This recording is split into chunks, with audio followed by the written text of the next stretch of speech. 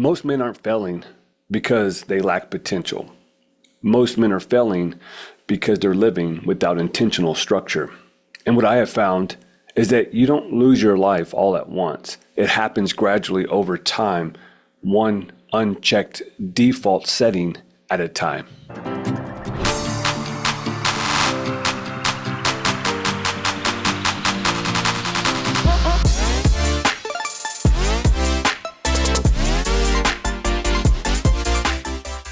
Welcome to the Lead 360 podcast. I am your host, Anthony Waite, and it's so good to be with you for another episode as we talk about life, leadership, and leaving a legacy, one that you will one day be proud of. Today, what I want to share with you is a framework that I use in my coaching group with my coaching clients, and one that I think will help you identify areas of your life where you might be living from a default setting. And I will have you consider that there's another area of life that we operate from, and that's one of design. One that we don't wait for opportunities or for life to happen to us, but instead we take action and allow life to happen for us. When it comes to default settings, understand that we have all been given a default setting. Early on in life, we were programmed by school, by society, by our social circles, by the influences that we really didn't have too much control over. We were told to do this. We were told to do that. We were told to fall in line. We were told to sit down and shut up. And what happens over time is that we begin to become a good follower.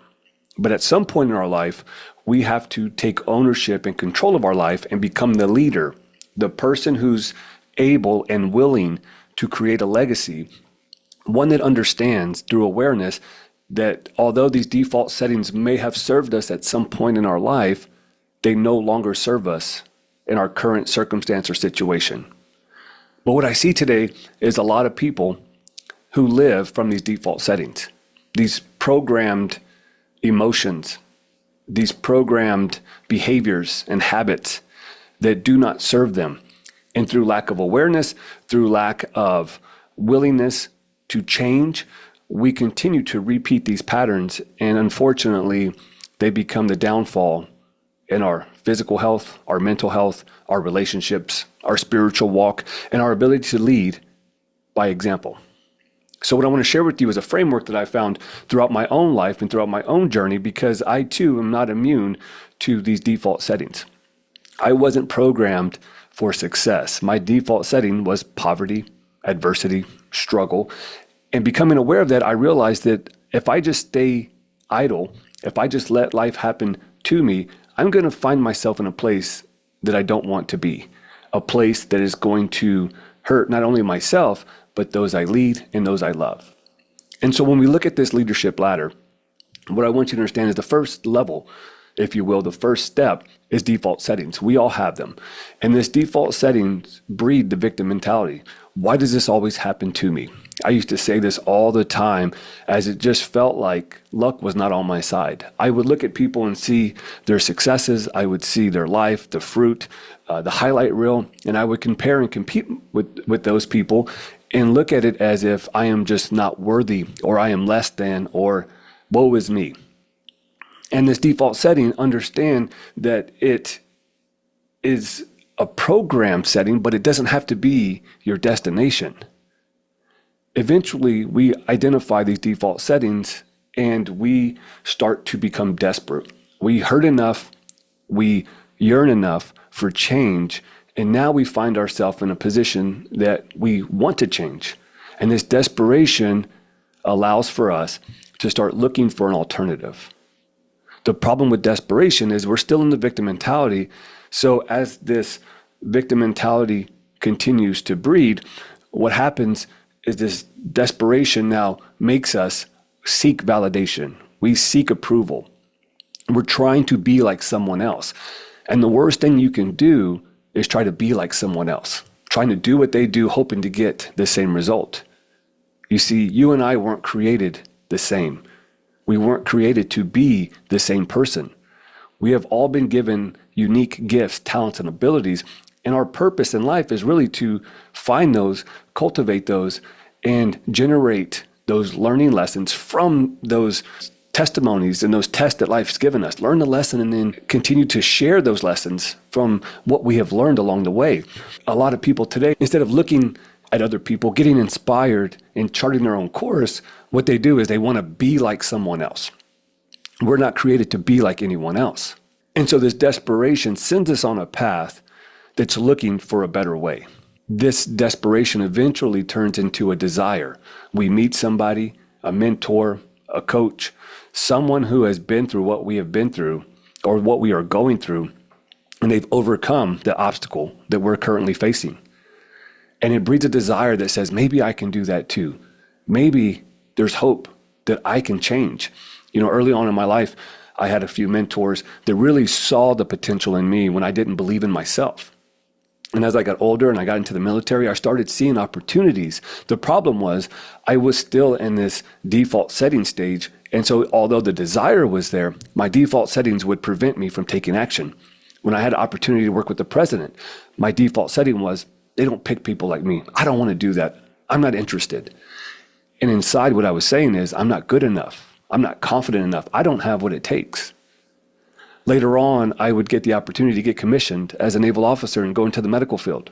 That default setting kicked in again and said, that's not for me. I'm good. I don't want to do it. Maybe you should give it to somebody else. And inside, that internal voice was saying, who do you think you are? They don't pick people like you. You're not good enough. And although there was an external desire to be, do, and have more, that default setting was still programmed to tell me that I'm not good enough, I'm not worthy, I'm not deserving of the opportunity. But then I had a mentor, a HM1, who told me, you're going to do this, and I'm going to help you. And they pushed me, and they pushed me. Every day I have to go and do something, get a checklist, on check mark on this list to move the needle forward. And there was days where I just wanted to quit, and I wanted to give up, and they continued to push me out of my comfort zone. You see, sometimes we need somebody to believe in us more than we believe in ourselves. Because belief drives your behavior. And when you don't believe in yourself, you won't behave in a manner that's conducive with what it is that you desire. But how do we change our belief? Well, we have to build proof. And this is where most people get stuck. Building proof means you have to take action. It's one thing to plan and to create a list or have an idea. The execution phase is where the proof is built. And when you build the proof, it drives your belief, and your belief drives your behavior. But without the proof, you will never, ever have a fighting chance to change your belief. So there I was, going and getting the signatures, doing the interviews, getting my appraisals, taking the classes. Remember, I had a 1.8 GPA in high school, and now I'm taking A&P, microbiology, organic chemistry. And so that default setting is, remember the classes that you failed in high school? Remember you had a 1.8 GPA? Remember you barely graduated basic high school classes? How are you going to graduate these difficult college classes? But through perseverance, through having a mentor that pushed me out of my comfort zone, I was able to pass those classes and pass my interview appraisals. And then I got faced with the question that really put my back against the wall to where I had to make a decision. I was sitting at a table in an interview for my officer appraisals, and the commander sitting across from me says, Mr. Waite, now tell me, why should we pick you? Out of 350 applicants, why should we pick you? And in that moment, I had to come face to face with the reality is, I don't know why. I don't know why they should pick somebody like me.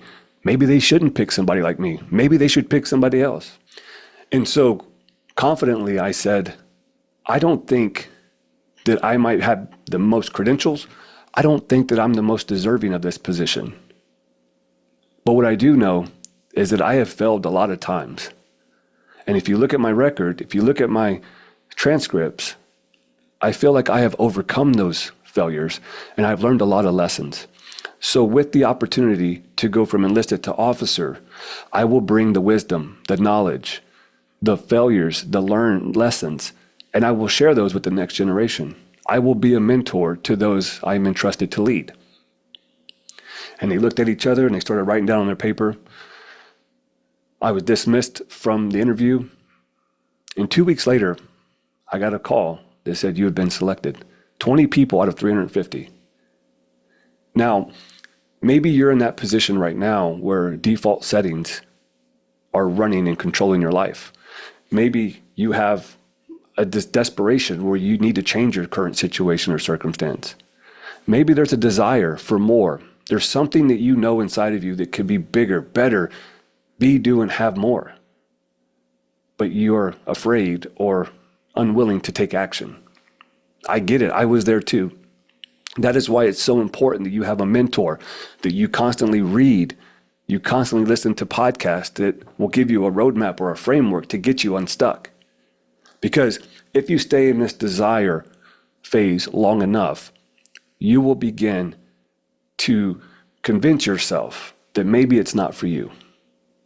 You will spin around in circles and you will watch people who are no more qualified, no more deserving than you, pass you up. And that's what I saw. I was like, man, how did that person promote? How did that person get there? How did they get the opportunity? Well, the truth is that they weren't operating by limiting beliefs. They weren't operating by a default setting. So this desire to be, do, and have more is going to require the next level, the next step, and that is discipline. And discipline is the ability to give yourself a command and follow through with it. The truth is that we all know what to do. We know what we need to do to lose weight. We know what we need to do to fix the relationships. We know what we need to do to become a better leader. We know what we need to do to become a better person. The problem is the difference between knowing and doing. That bridge is discipline. I often share when I talk to audiences this expectation and this reality gap. We all have high expectations. We don't ever see ourselves as somebody who's just going to take less than. Nobody wakes up and says, how can I ruin my life today? I believe that everybody has a high expectation for themselves. And if you don't, chances are somebody has a high expectation for you. The problem is that when we're not dealing with reality, there's a gap. I want this, I see myself being here, but the reality is I'm just not good enough. The reality is I fail to take action. The reality is I'm too lazy. The reality is I don't have discipline. And that gap breeds disappointment. The bigger the gap between expectation and reality, the bigger the disappointment. So how do we close that gap? Through discipline, through understanding that this is what I want, this is who I want to be, this is where I'm currently at. Where I'm at is not going to get me the same thinking, the same habits, the same behaviors, the same beliefs that got me here is not going to take me there. So therefore, I have to operate as if I'm already there. What would that person do? How would that person lead? How would they work out? How would they eat? How would they treat other people? How would they walk into a meeting and speak and lead and share ideas? How would they carry themselves? And once you have that vision, then you need to identify your core values. If that's who I want to be, then what do I need to value? What have I been valuing or devaluing that's keeping me from getting there? Do I value myself and the value that I bring to other people? Do I see value in other people? And so operating from that person in your current situation allows you to become in alignment with the assignment that it's going to take to get there. So now I have a vision for where I want to go. I identified my core values. The last one is you have to have virtues, habits that put those values on display. When somebody walks up to you, can they tell what you value? Or do you constantly have to tell people your core values? Do you constantly have to tell people that you love them, or can they feel that love when they're in your presence? You see, when I walk into a room or when I'm talking to people, they don't have to know, or I don't have to tell them that I value health. They can look at how I take care of my body, how I carry myself, and they can say, yeah, I can see that physical fitness is a core value of yours. They see how I am with my kids, my family, and they could automatically tell, like, that man values his family. And so we have to understand that our vision, values, and virtues put on display who we really are. But if you have to constantly remind people and tell people and convince people who you are, chances are you're not living in a congruence. You don't have integrity. Your actions and your words do not align. So then the goal is to close that gap between expectation and reality through discipline. What are the core virtues that I need to repeat every single day and be disciplined in, so that I can cultivate this discipline, so that now I understand that I am a person who gives himself a command and follows through regardless of how I feel. And if you do that long enough, you begin to attract the opportunities, you attract the people, you attract the positions, you attract the influence and impact that you wish to have. You don't go searching for it or seeking for it. It finds you. When people ask me, hey, how do I find my purpose? Well, you don't find your purpose. It's already there. You need to become the person who's able to see it, believe it, and then achieve it. And what I found is that as I'm walking in alignment with my assignment, when I'm disciplined in everything that I do, my purpose finds me. There's people that reach out, hey, I got a speaking opportunity. Hey, can you come talk to these people? Hey, can you, or when I don't record a podcast, I get a text message or a message and says, hey, I haven't heard a podcast in a week or a month. Everything okay? And that default setting kicks in and says, well, why are you doing that? Nobody's listening to it. You only have, 10,000 downloads. You don't have as much as these people. It's not good enough. Or like, who am I to go speak in front of people? I still get that feeling inside, like, who am I to go speak on stages? And then next thing you know, I get a message. Hey, Anthony, we have a conference coming up. Would you be willing to be the keynote speaker? And I think to myself, like, gosh, man, like my purpose is chasing me instead of me chasing my purpose. And the same thing goes for you. When you know what you're called to do, when you know who you're called to be, then you can go and be that person and find the opportunities. But it takes discipline. So far, we've covered default settings, desperation, desire, and discipline. The last step on this ladder is design. Now remember, the default settings, the desperation, and the desire are all coming from a victim mentality. There's a transformation that has to happen that says life is happening to me, to now we're at discipline and design, where now you understand that life is happening for me. And no longer are you playing the victim, you are taking ownership and becoming victorious over your circumstance and situations. And now you understand that as I take action, my life begins to unfold in the direction in which I desire. And that design says that every time I step into a room, I have influence. Every time I step into a meeting or a conversation, I have positive impact on people's lives. Every time that I'm reading my scripture, I am becoming in alignment with my assignment from God. Every time that I go into the gym, there's a purpose. Every time that I consume a meal or a drink, it is nourishing my body. Every time that I step into a leadership role, I value people. Everything that you do now is intentional because you understand for every action, there's a reaction. And if it's a negative action, guess what you're going to have? A negative reaction. And no longer are you playing the role based on the room that you're in. You're staying steadfast in who you are and what you believe in your core values, no matter the situation. And when we do that, guess what happens? We become very decisive. And decisiveness is a leader's best friend. Your ability to analyze a situation and say, yes, that is serving me, or no, that is stopping me. And everything in our life is either serving us or stopping us from becoming the person that we're called to be. Everybody that you hang out with, that you associate with, that you spend time instead of invest time, they are either helping you or hurting your potential. And when you are operating from your core values and you have the virtues to back that up based on your vision that you have for your life, no longer do you tolerate the bullshit. You don't get what you want in life. You get what you're willing to tolerate. And remember, we don't, wreck our life by one decision. It's one decision over time. Our decision to hang with the wrong crowd, the decision to eat the bad food, or the decision to continue to consume instead of create, the decision to continue to treat people bad, the decision to tolerate the BS from those around us. And every choice that we make is going to give us a result. If you don't like the results that you have in your life right now, then go back and look at the choices and the decisions that you made. And then ask yourself, what is the belief that's keeping me making these decisions and choices? Because your belief drives your behavior. And if you don't like the belief, go back to the proof. What is the mindset? What is the identity that I have that's keeping me stuck in this rut? Because the difference between a rut and a grave is just the continuation of making bad choices. You keep digging, you're going to eventually find that rut turning into a grave, and you're going to stay there. and your life's going to pass you by, and you're going to be 20 years down the road still doing the same old things that you were doing, living by default, living by desperation, having a desire but not taking action.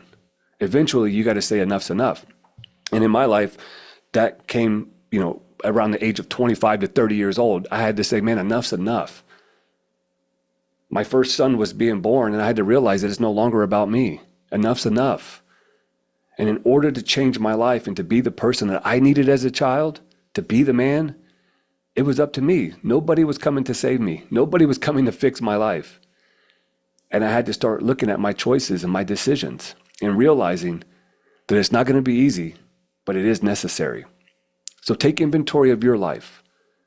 There is a graphic, a one-page PDF graphic that you can look at this leadership ladder and take inventory of your life. And if you want more opportunities to go through this and be coached by me through this, then join our school community, the Built Not Born school community, where I believe that nobody is born a true leader. Nobody is born influencing and impacting the world. We are built one decision, one choice at a time. And if you want to join that group, the link is below, and you can join the school community right now. It's free. It will be a paid community later on in the future, but if you join now, you'll have free access for the rest of your life. And in there, I have a life audit that I've created for my clients. Take that life audit and start taking inventory of your life and where you are right now, where you are operating by default settings, where you are operating by desperation, where do you need to cultivate the discipline so that you can live life by design. It's all in there. There's directions, and there's a video that I walk you through on how to do that. If you want that, join the group below, and I'll see you in there. I hope this episode served you. I hope that it allows you to become aware of your potential. And if it has, please share this with somebody you lead or somebody you love. I would really appreciate it. This is something I do out of the kindness of my heart as a passion project. I don't get paid for this, but how this community grows and how leaders get better is by sharing information like this. So if you would do me a favor, subscribe to the channel, and then also share this with somebody you lead and somebody you love. I'll see you on the next episode.